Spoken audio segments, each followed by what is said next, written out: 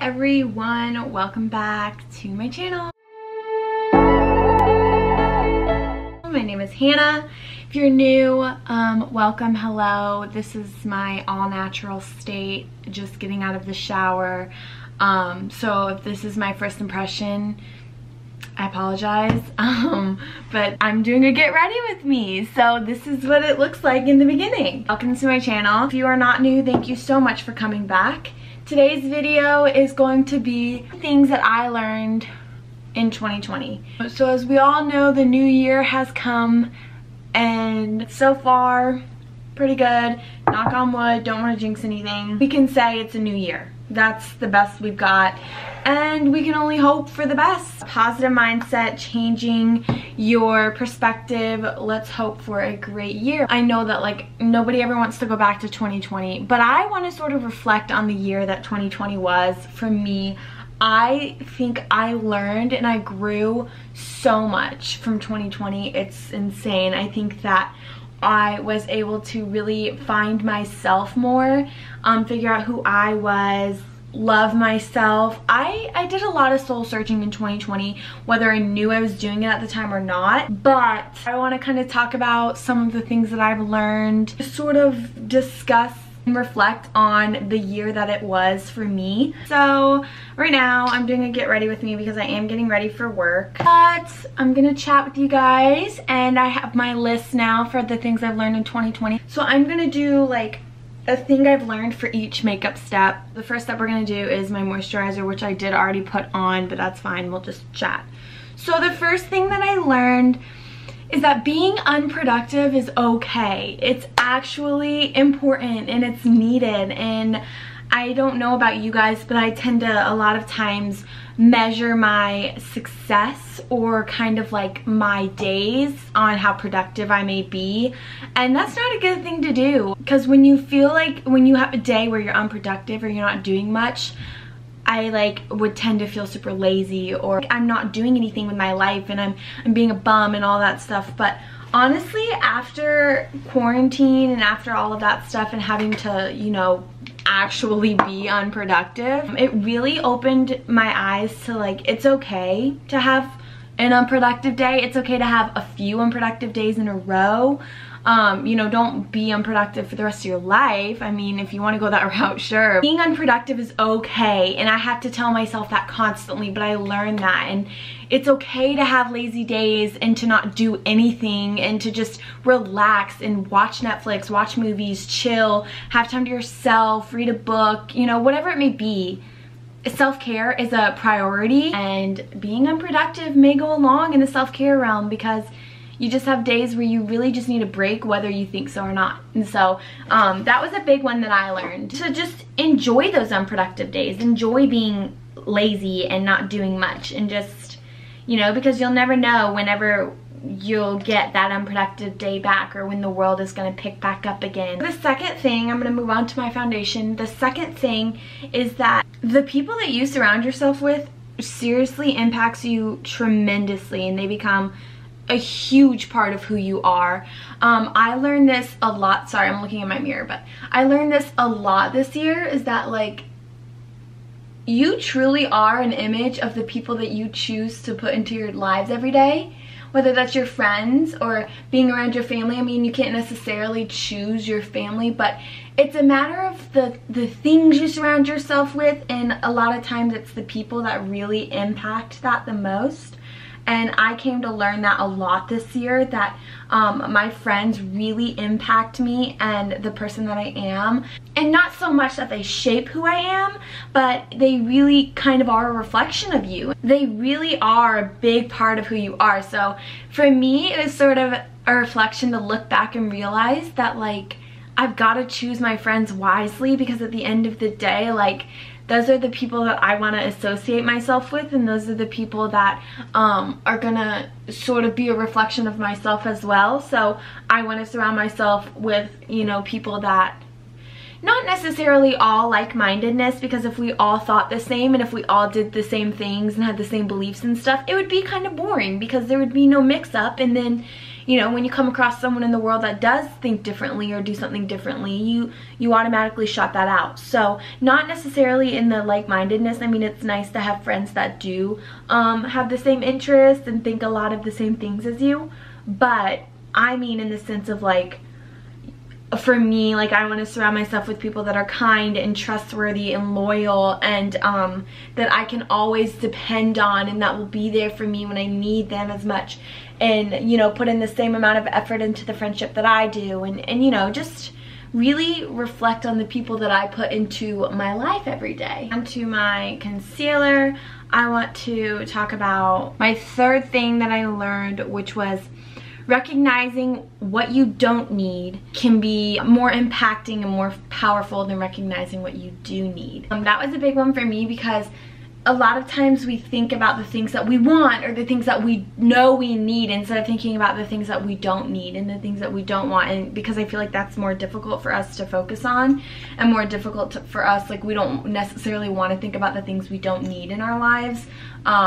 But I think that that was really impactful for me, because I thought about friendships, and I thought about people and things like that, and sort of the things that I really didn't need in my life, or things that were tearing me down, or not even necessarily people, but like social media, or things that I would find myself overwhelmingly checking, or overwhelmingly being like, okay, this is like really consuming my life in every way. Next thing is blush, and that's my number 4. Guys, this is a really tough one to say. You guys know this already. My love for Harry Styles just grew more and more as the year went on. You know, I realized that what a man to support, what a man to love. His music is amazing. He is amazing in all of the things he supports and does, and tearing down gender norms and things like that. I mean, he's a great guy. And I just realized how intense my love for him is. That sounds so creepy.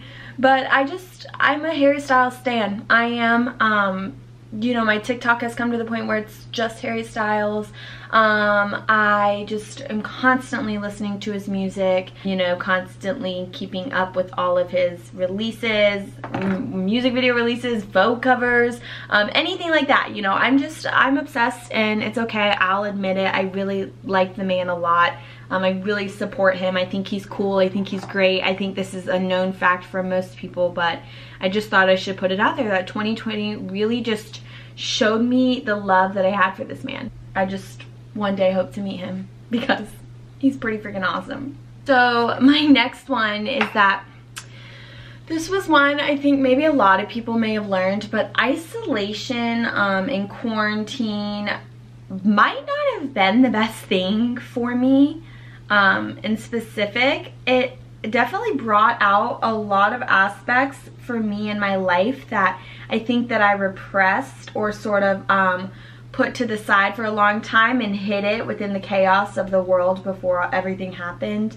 I didn't really understand what I was dealing with or what I was going through, but I just remember the beginning of quarantine being like, what is going on with myself and my life? And you know, it definitely showed that I do struggle with anxiety, and it's a really known thing, and that maybe I should get a little help for the anxiety that I have. And so I guess in a way you can look at it as like it was a good thing, and it was a good awakening and a realization, because it made me know that like I do have this and I struggle with it, and there's help out there in the world that I can get for it. And so yeah, I could look at it that way, but I just don't think that quarantine and isolation brought out the best in me in some senses, and it definitely made me worry more about a lot of things going on in my life and in the world and just in general. So for my bronzer,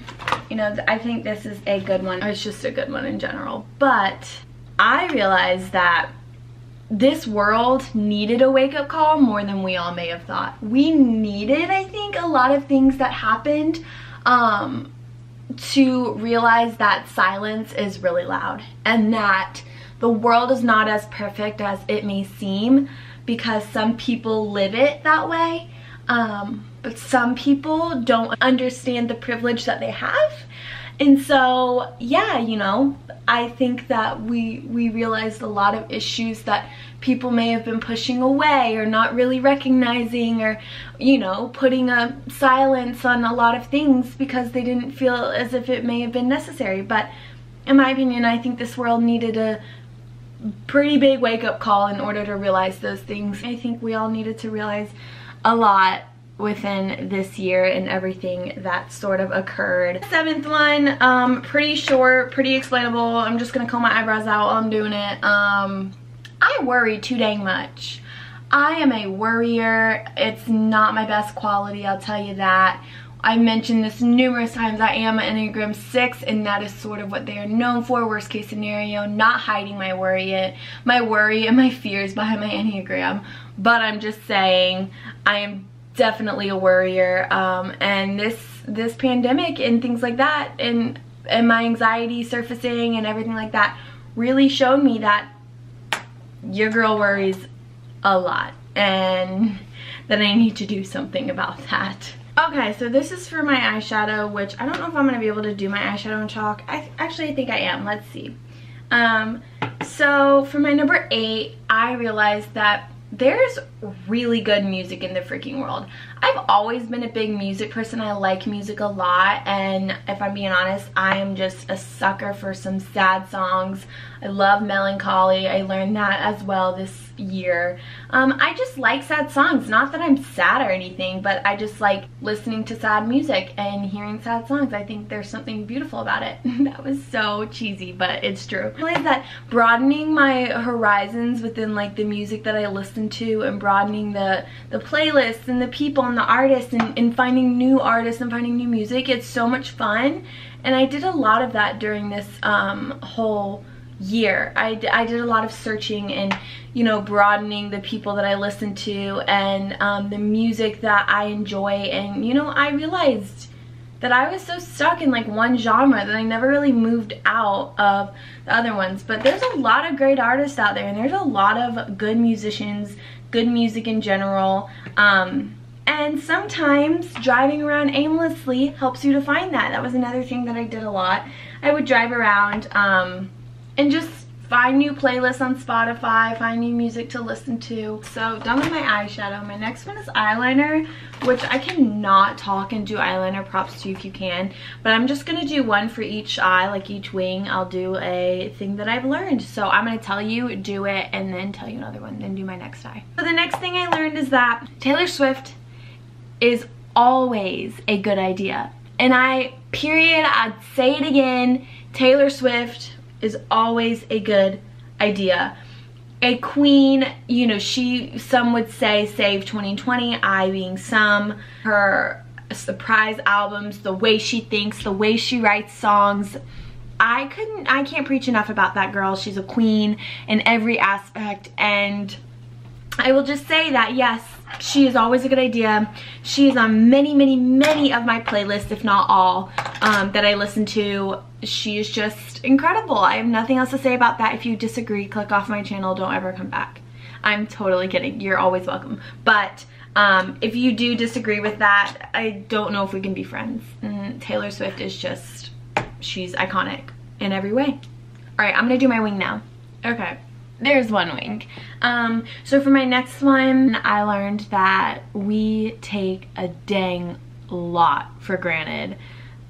That goes with traveling, holidays, and being with family. I realized that this past holiday, that was really hard to not have a normal holiday and to not be able to celebrate it like usual. It was difficult. We take not wearing masks for granted, concerts for granted. We took all of that for granted because we've always had it there. And I realized that. Don't realize that you do until you don't have it anymore. Okay, moving on. Eyeliner done. Curling my eyelashes now. My next one I want to talk about is, I think, a really important one. It's one that most people need to hear and know. It is that, I'm gonna stop for a minute. It is that empathy is so important. Sometimes being smarter is better than risking someone's health. yes, I'm in college. Yes, I've had FOMO this year from not going out. Yes, I have wanted to go out to a bar or hang out with friends or go to a party. Trust me. But being smarter and not risking someone else's health or your own health, I think, is important. I've had many times where I've had to realize that this year, that as much as I may want to and as much as I may have FOMO, there are more important things in this world than going to a party. You know, that one that you miss is not going to be the last one. There's going to be tons of more parties in your life, or hangouts or get-togethers or whatever.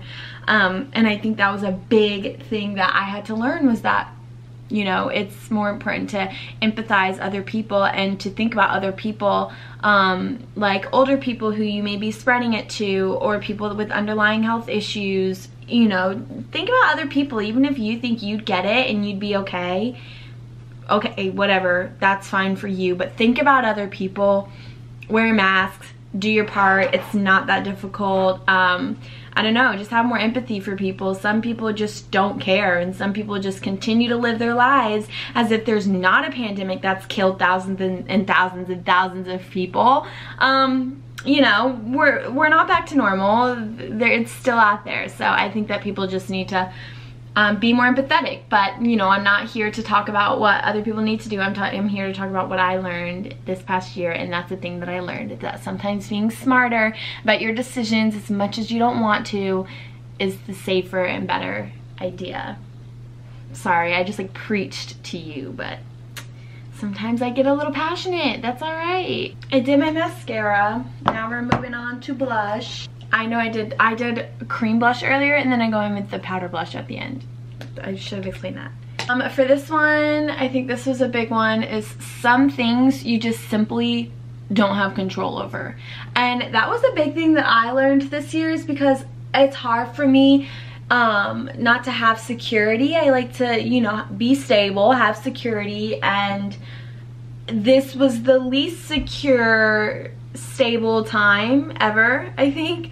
And I had a lot of issues. I was having trouble, you know, being not in control of my life and the decisions that I was making. I didn't know what was to come next. That impacted a lot in my anxiety and things like that. So I learned that some things you just simply can't control, whether it's people, whether it's a decision, whether it's what your next day is gonna look like. You seriously just can't control everything. And that was a big thing I had to learn. That was my get ready with me, sort of. This is my final makeup product. It's how it always looks. And then the craziness of my hair, if you watched my last video, you know I'm figuring out the curls. So yeah, thank you guys.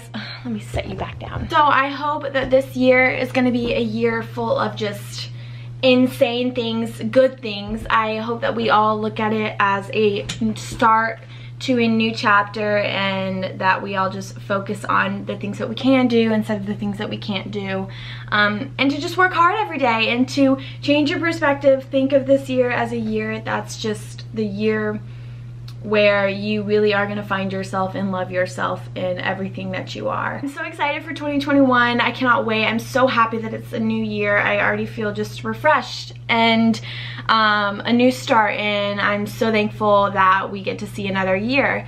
I want to remind you guys, be kind.